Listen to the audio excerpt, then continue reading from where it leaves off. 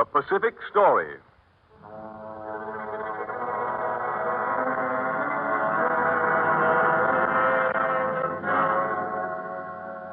This is the story of the Pacific and its people, of the peaceful sea and the lands and lives it touches, and their meaning to us and to the generations to come.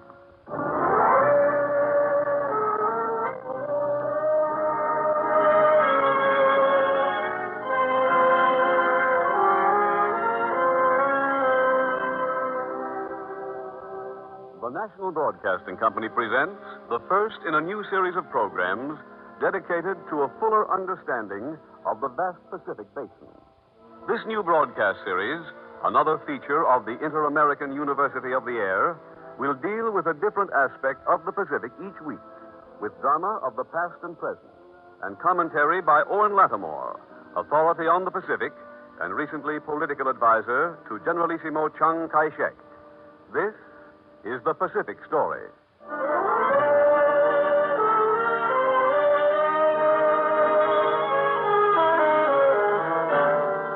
Japan's dream of world dominion.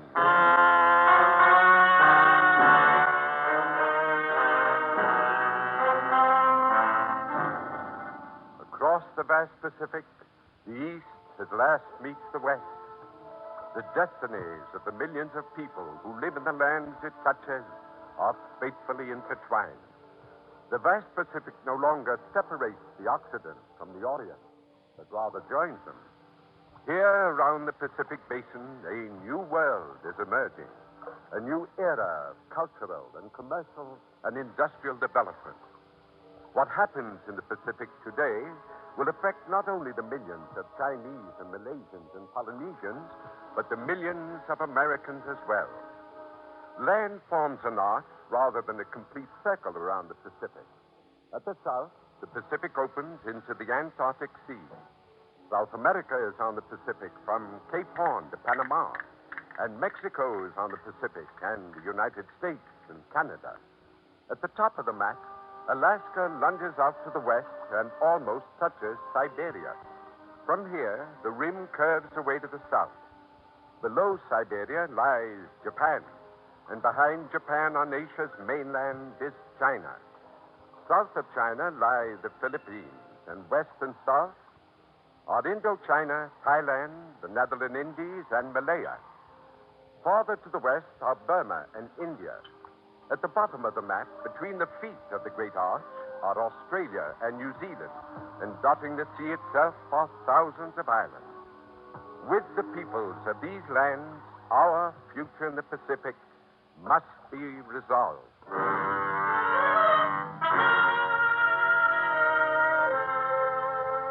Today, this vast Pacific storehouse of wealth and culture and wisdom is ablaze.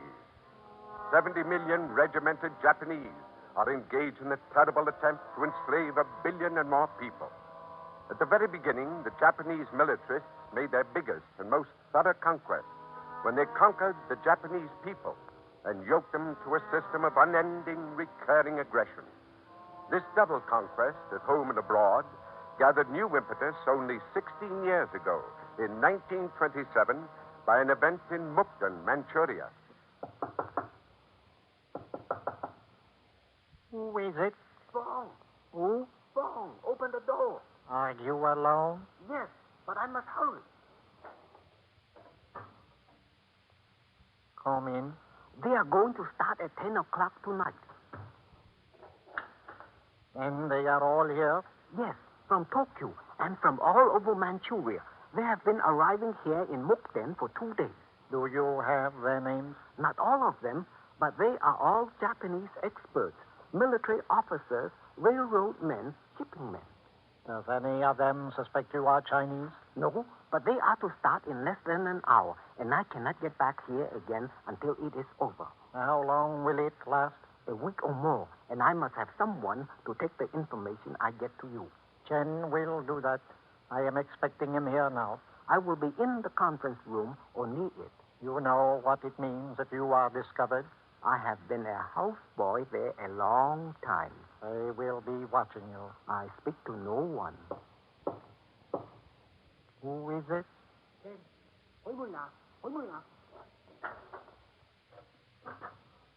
came down a black alley, but I thought someone was following me. Was anyone following you, Fang? No, I tried to see for sure, but it was too dark. We must move. They will be here before dawn. We'll move to One Sing Louis tonight. Then I must leave at once. Will you be at the house, Chen? Yes, Fukusawa is taking me. I will be in the kitchen Fukuzawa is taking you. Good. to look after his personal needs. I will come in tomorrow. Fang will have access to the conference room, but will not be able to reach me. You, Chen, will see him and report to me. I can only get to the market and back. I shall meet you there. Is there anything else? No, not now.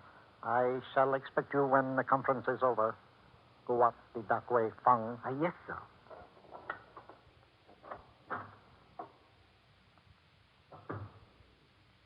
Chen, yes, you must determine if you are followed tonight. For if it is suspected that you are...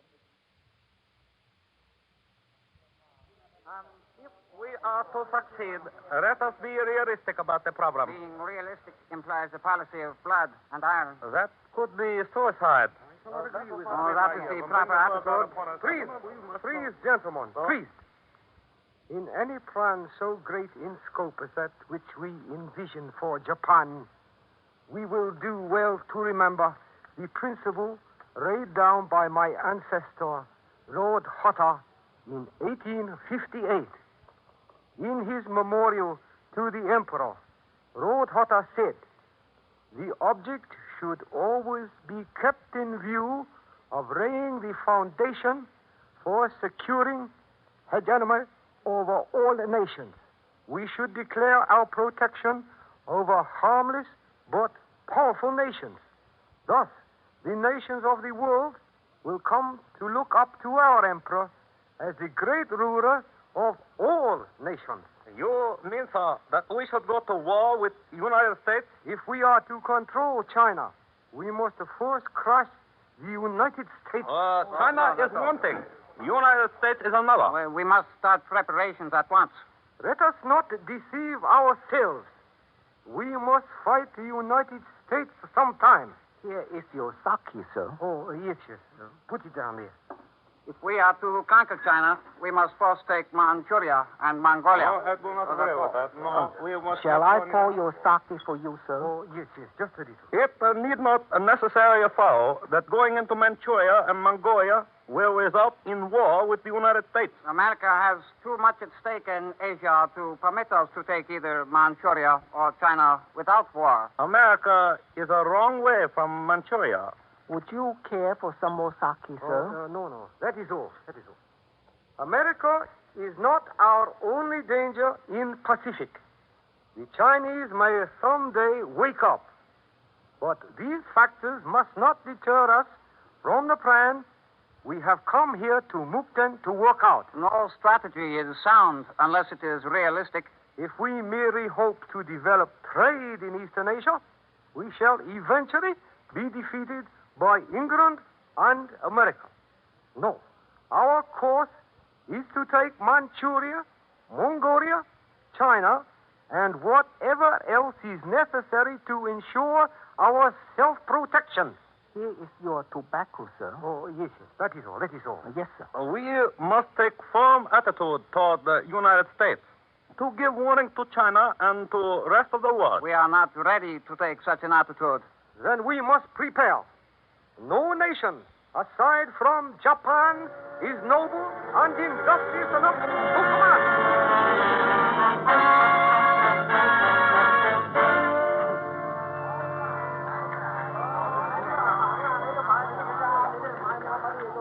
Hello, Chen. You have come here to market? Yes. Here is the report from Fang. A stranger is watching you. The vegetables are wilted. Let us move along to the bean cakes. They are over here. It is the same man I have seen each time I have come here to market. Has Fang been in the conferences? Yes, but they have been watching me, I am sure. Do not come here again. There will be another session tomorrow. I will try to reach you at 1. I see. Then it is no longer a matter of where we shall start, but how and when. The United States, in the Lansing Ishi notes of 1917, have admitted our special interests in Manchuria. But how shall we start? It is simple.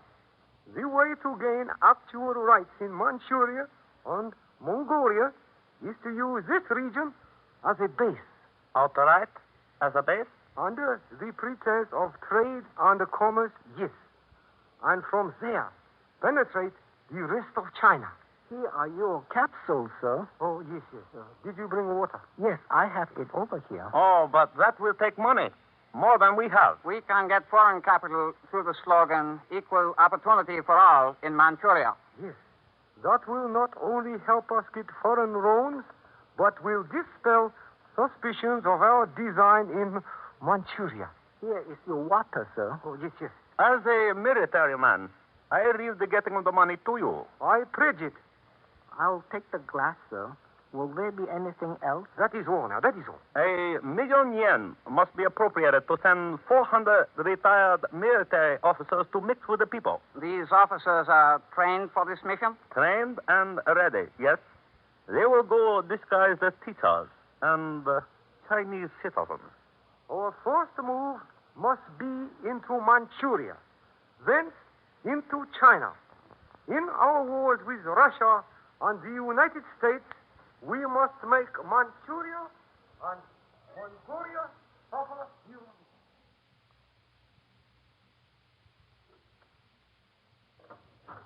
I had not expected to see you, Feng. They took Chen today. Chen knew it was coming. Here is my report, and his too. Before they took him, he arranged for a Korean clerk to furnish us a complete text. Then the conference is over. It ended last night. 11 days of wanton plotting. They all left as secretly as they came. They have put their thoughts into a plan. Soon China will be bleeding, and then the rest of the world.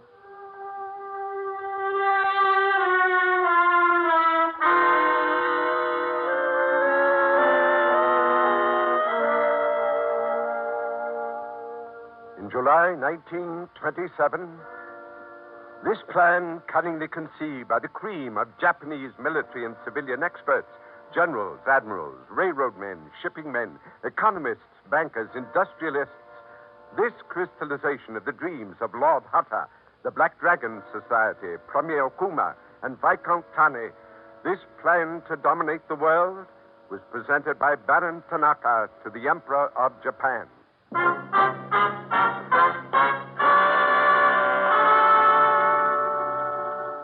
Manchuria first. That was the plan. Japan buckled down to a task with zeal. And 4 years later, in 1931... They are coming. They will be here any minute.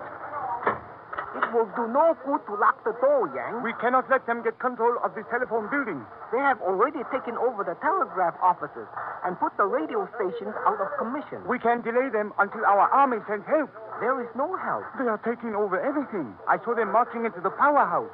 They set off a bomb at 10 o'clock last night at a place where their own troops were concentrated on the South Manchurian Railway. Then they said that one of us Chinese did it. They had it all planned. Before the night was over, they attacked and captured the Chinese barracks and the great arsenal here at Mukden. Young, you guard this door here. Yes, sir. We must keep these telephone lines open as long as we can. I shall never let them pass. Yang says they have taken the powerhouse. Yes, they have captured Antung, Changkung, and Newchang. Those cities are hundreds of miles away. Is this an invasion? It has been directed from Tokyo. They are coming. Open the door! Open the door! Shall I open it, sir? Open this door! Open the door! Open the door, they will smash it down. Yes, sir. Open! You are fools. You are under arrest. What have we done? That you will soon learn. And you, get away from that door. No, No, you will not pass here. You can't now. Fasten. Mission go. No, get away from door. No, never, never.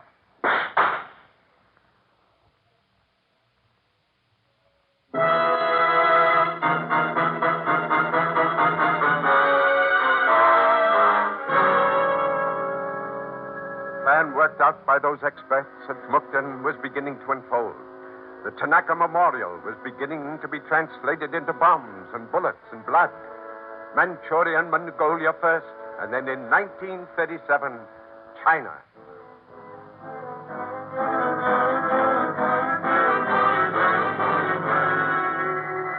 And by a coincidence, the Japanese attack on China as a result of the incident at the Marco Polo Bridge in Taiping came 10 years to the day after the Japanese drew up the Tanaka Memorial. Powerful Japanese counts of...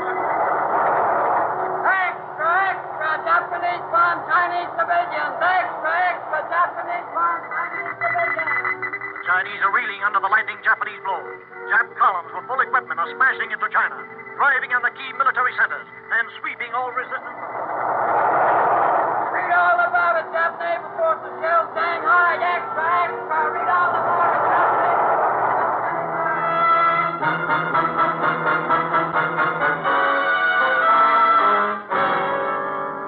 Alone, China stood up before this furious onslaught, fought with skill and courage, lost her entire coastline, and retreated from her coastal plains to the hills of the interior. And there, with less material than any major power on earth, she successfully fought off attack after attack as the years rolled by. The Japanese plan was unfolding faster than we knew. After the fall of France, Japan moved into Indochina. As the war with China drew into its fifth year, the Pacific was boiling. Now the Pacific War was creeping toward America. It struck with paralyzing power at Pearl Harbor. The distant war in the Pacific became our wars. It became the war of all the peoples of the Pacific Basin. Our destiny in the Pacific was at stake, as well as the destiny of the Chinese, the Malaysians, and the Polynesians. Now we understood China's plight, and now at last we responded. Hey, Sergeant, there's land down there. Where are we? You figured out for yourself. We're flying east, aren't we? Yeah, but we're not over Africa yet. Well, relax. If the skipper wanted you to know where we're going, he'd have told you long before this. But a whole heavy bombardment squadron like ours is taking off and heading east. Why, hold these small Stations. We're going to land.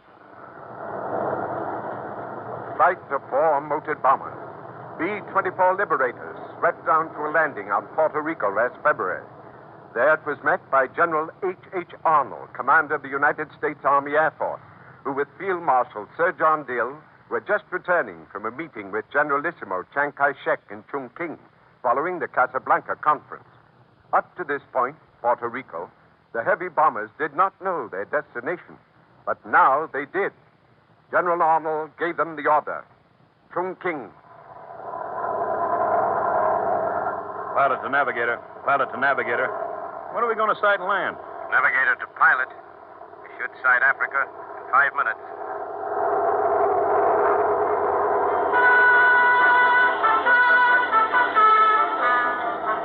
It's getting colder, Sarge. Look at the snow down there. We're crossing the highest mountains in the world, the Himalayas.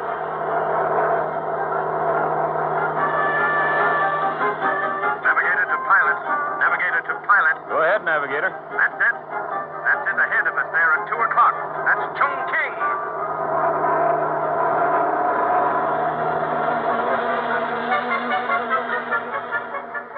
American heavy bombers in Chongqing. America speaking in terms of cold steel. But bombers are not enough. Bombers need ground crews and supplies, gasoline, spare parts, bullets, bombs. By ships, these were taken across the seas, then flown across India, across the Himalayas into China. Now those are your orders. Any questions? No, let's get going. Come on. Very well, men. That's all. Report to your planes. We'll take off at once. Eastward, east and south across the Chinese plains to the shore of the Pacific, to the Japanese-held coast of China. Halfway around the world, these young Americans had come, halfway and more. From Colorado and Utah, where they had trained, across the nation to Puerto Rico, across the Atlantic to Africa, across Africa, across India, over the Himalayas, and now on the long, long mission from Chongqing to the sea. Navigator to pilot. Spotted our target. 10:30 o'clock. 10:30 o'clock. Good. That's it, all right. Pilot to bombardier. Pilot to bombardier. Target, 10:30 o'clock. Your ship. Bombardier to pilot. Good. Take her in. 2.2. Steady. Steady. Bombs away.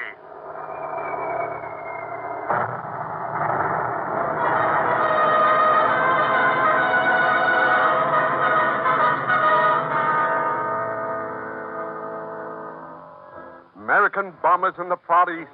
American bombs on Japanese-held strongholds. Canton in South China. The great island of Hainan. And Haiphong in French Indochina. But the road back is hard. The Japanese occupy Manchuria, the coast of China, the Philippines, Indochina, Thailand, the fabulously wealthy Netherland Indies, Malaya, Burma, and a great portion of the Pacific Basin itself. Japan stands astride Asia and looms over the horizon of the entire world. Before there can be peace in the Pacific, this power must be broken. We have only begun to understand this vast, unpeaceful sea and all that its waters, many lands and islands, and more than 1 billion people mean to us. The significance of the events of the Pacific is a matter for one who knows the Pacific. Here is Owen Lattimore, Director of the School of International Relations at Johns Hopkins University. Mr. Lattimore. You have been hearing a story of how our enemies in the Pacific forced this war on us. In later programs, continuing the story of region after region, people after people, the Pacific story will have much to tell us of our friends as well as our enemies. Fortunately for us and for the future, our friends are even more important than our enemies. For this is not only a story of how free peoples take up arms when they are attacked. We are fighting for something as well as against something, and so are our allies, the United Nations. When the Pacific War began 6 years ago, long before the war in Europe, the Chinese resisted Japanese invasion because they too had something to fight for, something more than their lands and their homes and their property.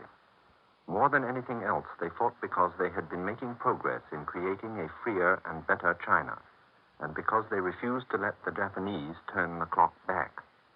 That is one of the angles to the story of the Tanaka Memorial, which you heard being retold a few minutes ago.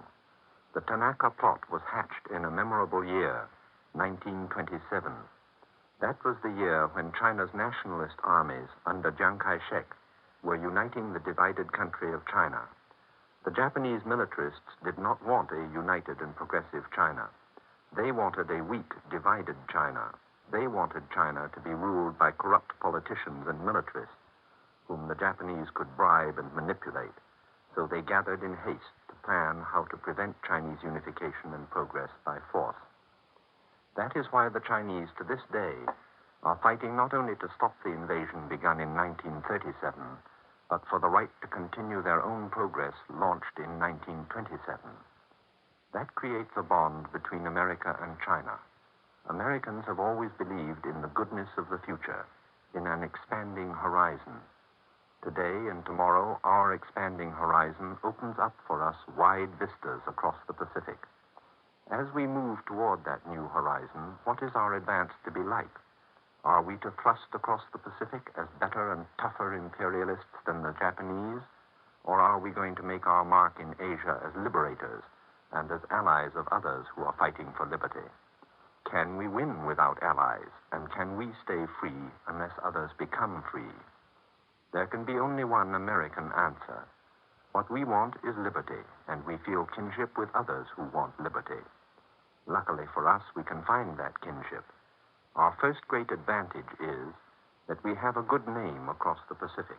There is not a people in Asia which believes that America wants to conquer and possess their territory.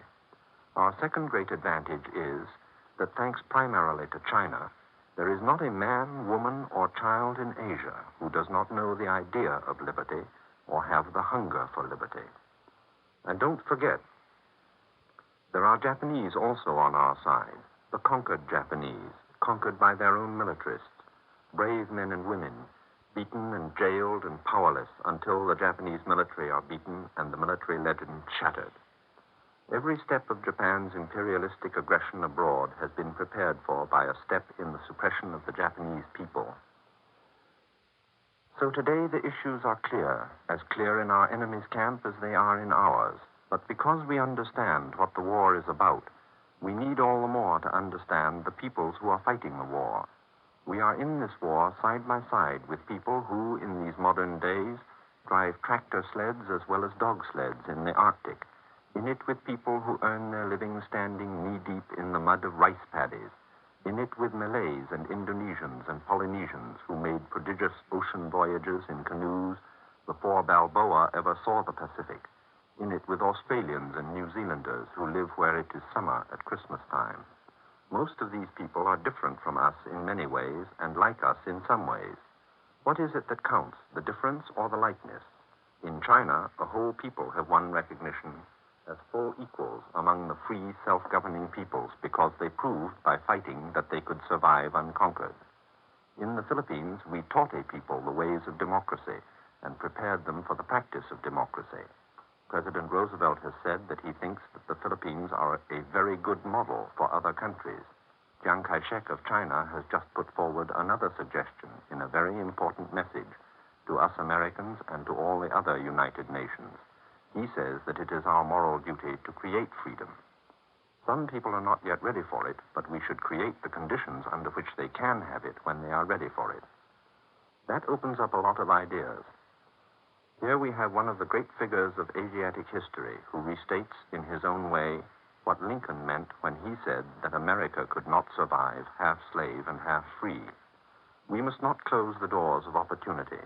Freedom does not stand still. Freedom advances. Unless more and more men are becoming free all the time, freedom becomes less real for those who are still nominally free. When Hitler denied freedom to the Jews, he limited freedom for other Germans, too. When we, on the other hand, said to the Filipinos, "You shall be free," we created by those words a reality for which the Filipinos would fight and are still fighting. Maybe that is the chapter of the future in the Pacific story. Maybe out of many cultures, languages, religions, races, there is coming into being something new, not a dead level on which all men are the same, but a wide level on which many people, diverse in their history and different in their present lives, may yet have under their feet the firm ground of freedom. Thank you, Mr. Lattimore.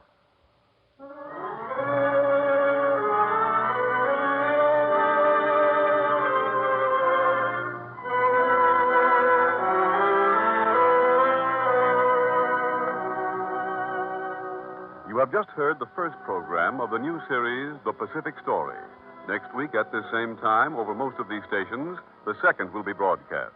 Alaska, America's New Frontier, with drama of the past and present and commentary by Owen Lattimore, authority on the Pacific and recently political advisor to Generalissimo Chiang Kai-shek.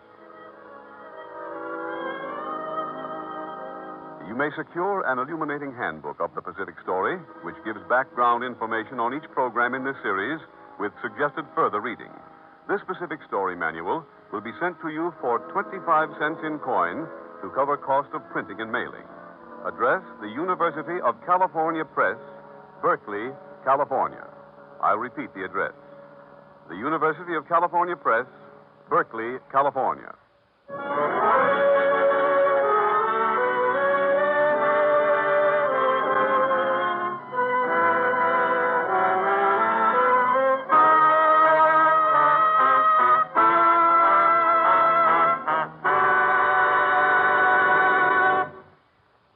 The Pacific Story is written and directed by Arnold Marquis.